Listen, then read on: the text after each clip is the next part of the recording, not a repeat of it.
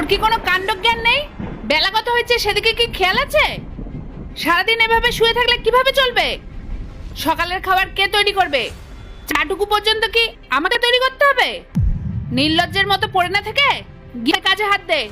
মা আসলে কালকে রান্নাঘরে কাজ সারতে সারতে অনেক রাত হয়ে গেছিল, তাই সকালে ঘুম ভাঙতে দেরি হয়ে গেল।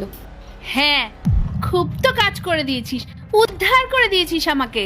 আজ তোর স্বভাবের জন্য না আমার ছেলেটা আমাকে ছেড়ে চলে গেল। এখনো কি এভাবে বসে থাকবি? যা গিয়ে চা করে আন। যন্ত্রণায় আমার মাথাটাই ফেটে যাচ্ছে। যা বলছি। হ্যাঁ মা, যাচ্ছি। মা, আমার মা বলছে।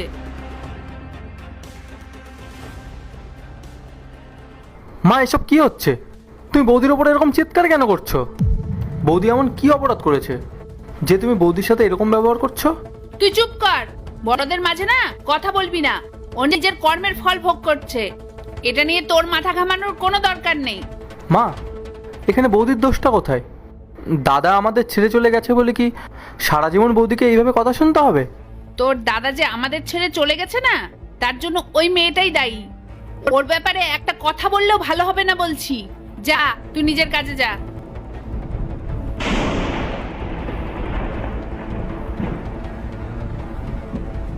এই বাড়িতে কি এক কাপ চাও জুটবে না আজকে? সকাল থেকে আমার মাথার যন্ত্রণায় ফেটে যাচ্ছে, এদিকে কারোর কোনো হুঁশই নেই।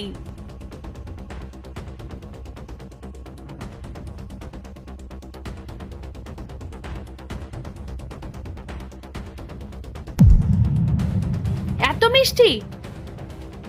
তুই কি জানিস না যে আমার ডায়াবেটিস আছে? নাকি জেনে বুঝে আমার শরীরটা খারাপ করছিস? কিন্তু মা, আমি তো আজকে চাই চিনি দিইনি। তোর এত বড় সাহস, তুই আমার মুখের উপর তর্ক করছিস? আমায় ক্ষমা করুন, আমি আবার চা বানিয়ে আনছি। যা এখান থেকে, আমার চোখের সামনে থেকে দূর হ।